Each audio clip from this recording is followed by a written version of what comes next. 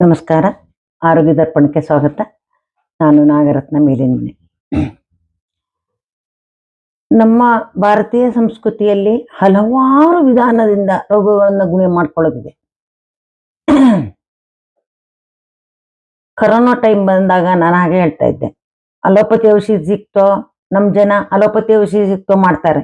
Allopathy ಔಷಧಿ ಸಿಕ್ಲು ಆಯುರ್ವೇದಕ್ಕೆ ಹೋಗ್ತಾರೆ, ಆಯುರ್ವೇದ ಇಲ್ಲೋ ಹೋಮಿಯೋಪತಿ ಮಾಡ್ಕೊಳ್ತಾರೆ, ಹೋಮಿಯೋಪತಿ ಇಲ್ಲೋ ಗಿಡಮೂಲಿಕೆಗಳಿಂದ ಮಾಡ್ತಾರೆ, ಗಿಡಮೂಲಿಕೆಗಳಿಲ್ವೋ ಎಲ್ಲೋ ಒಂದು ಚೌಡಮ್ಮನ ದೇವಸ್ಥಾನಕ್ಕೆ ಹೋಗಿ ಪೂಜೆ ಮಾಡಿಸ್ಕೊಂಡ್ಬಂದ್ರು ಕೂಡ ರೋಗವನ್ನು ವಾಸಿ ಮಾಡ್ಕೊಂಡ್ಬಿಡ್ತಾರೆ. ಇದು ನಮ್ಮ ಭಾರತೀಯ ಸಂಸ್ಕೃತಿಯ ಒಂದು ಬ್ಯೂಟಿ. ಎಲ್ಲದ್ರಿಂದನೂ ವಾಸಿ ಆಗುತ್ತೆ. ನಮಗೂ ಎಷ್ಟೋ ಸಲ ಈ ಅನುಭವ ಆಗಿರ್ಬೋದು. ಎಷ್ಟೋ ಔಷಧಿಗಳನ್ನು ತಗೊಳ್ತೀವಿ, ಏನು ಮಾಡಿದ್ರು ಹೋಗೋದಿಲ್ಲ. ಆಗ ನಾವು ಯಾವುದೋ ಒಂದು ದೇವರಿಗೆ ಒಂದು ಪೂಜೆ ಮಾಡಿಸೋದ್ರಿಂದನೋ ಏನೋ ಮಾಡೋದ್ರಿಂದನೋ ರೋಗ ವಾಸಿ ಆಗ್ಬಿಡುತ್ತೆ. ಮತ್ತೆ ಕೆಲವೊಂದಕ್ಕೆ ನಾವು ಡಾಕ್ಟರ್ ಹತ್ರ ಹೋಗಿ ಈ ತರ ಇದೆ ಅಂತ ಹೇಳಕ್ಕೆ ಬರೋದಿಲ್ಲ. ಆ ತರದ್ದು ರೋಗ ಹೇಳಲಿಕ್ಕೆ ಆಗೋದಿಲ್ಲ. ಮನೇಲಿ ಏನೋ ಸಮಸ್ಯೆಗಳಾಗ್ತಾ ಇರುತ್ತೆ. ಅದು ದೈಹಿಕವಾದ ರೋಗಗಳು ಅಲ್ಲ, ಮಾನಸಿಕವಾದ ರೋಗಗಳು.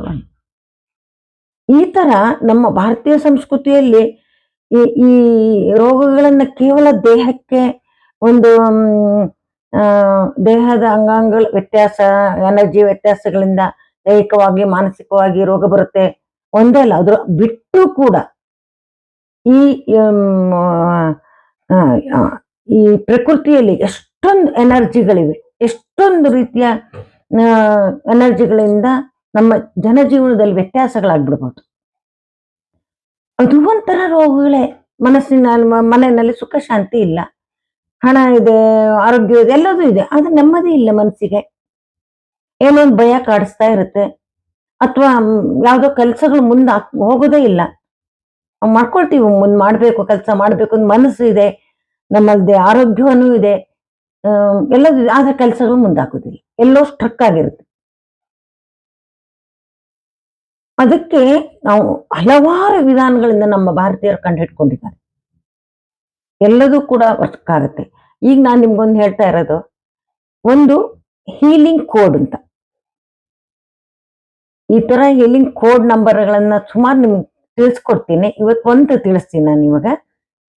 ಏನಾಗುತ್ತೆ, ನಮ್ಮ ದೇಹದಲ್ಲಿ ವಾತ ಪಿತ್ತ ಕಫದ ವ್ಯತ್ಯಾಸದಿಂದಾಗ್ಲಿ ಅಥವಾ ಜಾಯಿಂಟ್ಗಳಲ್ಲಿ ನೋವಾಗಿದ್ರೆ ಯಾವುದೇ ಆಗಿದ್ರು ಕೂಡ ಇದು ಈ ಕೋಡ್ ಬರ್ಕೊಳ್ಳೋದ್ರಿಂದ ನೋವುಗಳು ವಾಸಿ ಆಗತ್ತೆ. ಇನ್ನೂ ಒಂದಿದೆ, ನಾವು ಕೊಟ್ಟ ಹಣ ನಮ್ಗೆ ವಾಪಸ್ ಬರಬೇಕು ಅಂತ ಅದಕ್ಕೂ ಒಂದಿಷ್ಟು ಕೋಡ್ ನಂಬರ್ ಇದೆ. ಅಥವಾ ನಾವು ಎಲ್ಲಾದ್ರೂ ಒಂದು ಸ್ಥಳಕ್ಕೆ ಹೋಗ್ತೀವಿ, ಬಸ್ ಕೆಟ್ಟೋಗುತ್ತೋ ಅಥವಾ ಇನ್ನೇನೋ ಬಸ್ ಬರೋದೇ ಇಲ್ಲ, ಅಥವಾ ಈ ತರ ಯಾವುದೋ ಒಂದು ಸಮಸ್ಯೆಗಳಲ್ಲಿ ನಾವು ಸಿಕ್ಕಾಕೊಂಡ್ಬಿಡ್ತೀವಿ. ಅಂತ ಸಮಯದಲ್ಲೂ ಕೂಡ ಆ ಸಮಸ್ಯೆ ಸುಖಕರವಾಗಿ ನಿವಾರಣೆಯಾಗಿ ನಾವು ಸುಖವಾಗಿ ನಮ್ಮ ಗಮ್ಯ ತಲುಪಲಿಕ್ಕೆ ನಾವು ಯಾವ ಕೋಡನ್ನು ಉಪಯೋಗಿಸ್ಬೇಕು.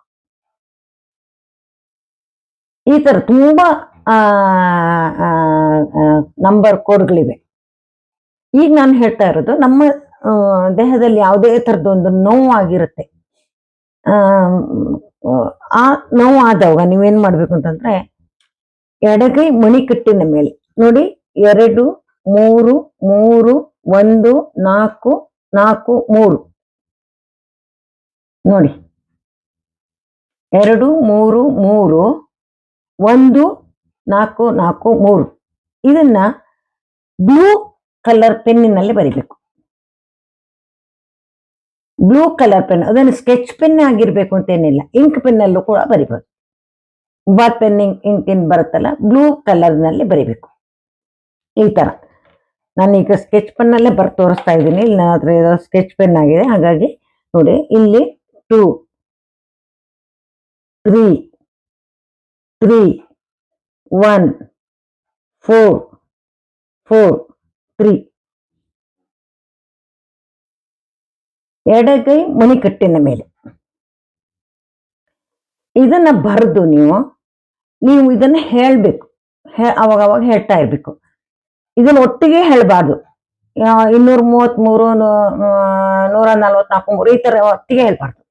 2 3 3 1 4 4 3 ಈ ತರ ಒಂದೊಂದು ಸಂಖ್ಯೆಯನ್ನು ಬೇರೆ ಬೇರೆ ಆಗಿ ಹೇಳ್ಬೇಕು. ಈ ತರ ಹೇಳ್ತಾ ಹೋಗ್ಬೇಕು. ಮತ್ತು ಮನಸ್ಸಿನಲ್ಲಿ ನೀವು ದೇವರಲ್ಲಿ ಪ್ರಾರ್ಥನೆ ಮಾಡ್ಬೇಕು. ಯೂನಿವರ್ಸ್ ಅಲ್ಲಿ ನಾವು ಹೇಳ್ತೀವಿ ಯೂನಿವರ್ಸ್ ಪ್ರಾರ್ಥನೆ ಮಾಡ್ಬೇಕು. ಯೂನಿವರ್ಸ್ ಅಂತಂದ್ರೆ ದೇವ್ರು. ಯೂನಿವರ್ಸ್ ಅಲ್ಲಿ ಪ್ರಾರ್ಥನೆ ಮಾಡ್ಬೇಕು. ಏನಂತಂದ್ರೆ ನನಗೆ ಈ ನೋವು ವಾಸಿ ಆಗ್ತಾ ಇದೆ, ನನ್ನ ದೇಹಕ್ಕೆ ಆಗ್ತಾ ಈ ನೋವು ವಾಸಿ ಆಗ್ತಾ ಇದೆ ಅಂತ ನೀವು ಮ್ಯಾನಿಫೆಸ್ಟ್ ಮಾಡ್ಬೇಕು. ಮ್ಯಾನಿಫೆಸ್ಟ್ ಮಾಡೋದು ಅಂತ ಹೇಳ್ತಾರೆ. ಮ್ಯಾನಿಫೆಸ್ಟ್ ಮಾಡೋದು ಅಂತಂದ್ರೆ ನಥಿಂಗ್ ಬಟ್ ನಾವು ಸಂಕಲ್ಪ ಮಾಡ್ಕೊಳ್ಳೋದು, ಮನಸ್ಸಿನಲ್ಲಿ ಅಂದ್ಕೊಳ್ತಾ ಹೋಗುದು. ನಮ್ಮ ಮನಸ್ಸಿಗೆ ತುಂಬಾ ಶಕ್ತಿ ಇದೆ. ನಮ್ಮ ದೇಹಕ್ಕೂ ತುಂಬಾ, ಆ ಮನಸ್ಸಿನಿಂದ ಆ ಶಕ್ತಿ ದೇಹಕ್ಕೆ ಬಂದು ಆ ನೋವುಗಳು ವಾಸಿ ಆಗುತ್ತೆ. ಇದನ್ನು ಎಷ್ಟೋ ಜನ ಒಂದು ಮೂಢನಂಬಿಕೆ ಅಂತ ಅನ್ಬೋದು. ಅಯ್ಯೋ ಇದೆಲ್ಲ ಎಲ್ಲ ಆಗುತ್ತೆ, ಒಂದು ನಂಬರ್ ಬರ್ಕೊಂಡ್ರೆ ಆಗ್ಬಿಡತ್ತಾ ಅಂತ ಹೇಳ್ಬೋದು. ಆದ್ರೆ ನಿಮ್ಗೆ ಹಾಗೇನಾದ್ರು ಆದಾಗ ಬರೆದು ನೋಡಿ. ನೀವು ಇದಕ್ಕೇನು ದುಡ್ಡು ಕೊಡಬೇಕಾಗಿಲ್ಲ, ಕಾಸು ಕೊಡಬೇಕಾಗಿಲ್ಲ. ನಿಮ್ಮ ಹತ್ರ ಬ್ಲೂ ಪೆನ್, ಇಂಕ್ ಇರುತ್ತೆ, ಇಂಕ್ ಪೆನ್ ಇರುತ್ತೆ, ಅದ್ರಲ್ಲಿ ಬರ್ಕೊಳ್ಳಿ. ಸ್ಕೆಚ್ ಪೆನ್ನೇ ಆಗ್ಬೇಕು ಅಂತ ಏನಿಲ್ಲ, ಬ್ಲೂ ಪೆನ್ ಯಾವ್ದ್ರಲ್ಲಾದ್ರು ಬರೀರಿ. ಒಂದು ಸಂಕಲ್ಪ ಮಾಡ್ಕೊಳ್ಳಿ, ನನ್ಗೆ ನೋವು ವಾಸಿ ಆಗ್ತಾ ಇದೆ, ನಂಗೆ ನೋವು ವಾಸಿ ಆಗಿದೆ, ನಂಗೆ ನೋವು ವಾಸಿ ಆಗಿದೆ ಅಂತ. ಇದನ್ನ ಅವಾಗ ಹೇಳ್ತಾ ಇರಿ.